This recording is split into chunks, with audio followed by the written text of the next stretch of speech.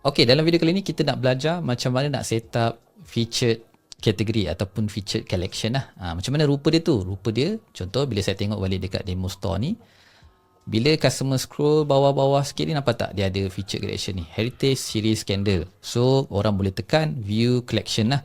Alright. So kat sini sebenarnya kita boleh select produk-produk tertentu sahaja yang akan keluar dalam koleksi new arrival ni. New arrival boleh, best seller boleh, sales boleh, collection A, B, C pun boleh. Okey, macam mana nak buat? Pergi pada products, klik categories kat sini categories.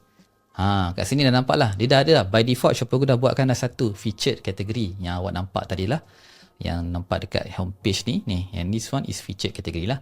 So kita nak tambah kita punya own category. So add category. So katakanlah saya nak letak kat sini adalah new arrival contoh. Okay, so boleh juga masukkan new arrival punya description ni. Okay, contoh tadilah kita copy paste saja. Alright, macam ni nanti dia akan keluar lah.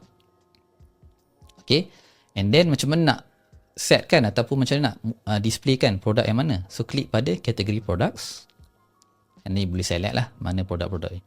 Contoh untuk dalam tutorial ni kita hanya nak keluarkan yang black sahaja, yang lain tak nak keluar. Okay, kita select black. Alright, dan mungkin dua lah, kita letak satu lagi black dan natural yang ada size ni. Okay, boleh lah nak sort ke, nak mana nak keluar dulu pun semua boleh, nak manual boleh, nak by harga semua boleh, nanti you play around lah. So klik balik kat kategori ni and then tekan preview. Dekat sini nampak lah. Okay, kat sini bila klik je, okay, new arrival ni dia akan keluar ni, ni satu. Okay, so maknanya kita boleh tahu lah, bila klik je kategori yang new arrival ni, dia akan keluar yang dua item tadi, 1, 2. Okay, alright, jom kita try satu lagi kategori lain pula. So saya klik categories, add category. Katalah kita buat kat sini sales. Okay, ni tak nak letak description pun boleh juga, tak ada masalah. Save, and then masukkanlah kategori produk. Katalah kita masukkan satu je, natural ni je. Okay, klik kategori, tekan preview. Dia keluar satu sajalah pada sales. Alright, pastikan nanti bila kita nak linkkan kat menu ke apa ke, ni dia punya URL ni, panjang ni kan sebenarnya kan, nampak macam panjang tapi sebenarnya pendek je sebenarnya. Dia sebenarnya adalah yang ini sahaja, kategori /category /sales.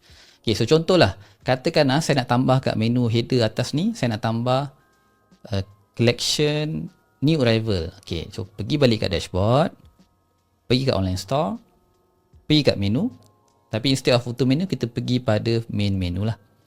Okay, and then klik menu items, add menu item. So letak kat sini new arrival. Link dia macam mana? /categories/ dalam sales ke new arrival, macam ni lah. Sebab saya dah ingat. Okay, dia macam ni. Kalau dia biasanya ada selang ni, dia akan jadi dash lah macam ni. Semua huruf kecil. Bila kita buat je kategori ada selang, dia akan jadi dash lah. So tekan add. Okay, and then saya nak letak atas. Sorry, dia kalau macam ni dia jadi ni dia jadi dua sub. Kalau kita nak kat luar, dua-dua kat luar, kita kena letak dia kat luar. Alright, macam tu kan. New arrival product. So kita refresh balik kita punya storefront.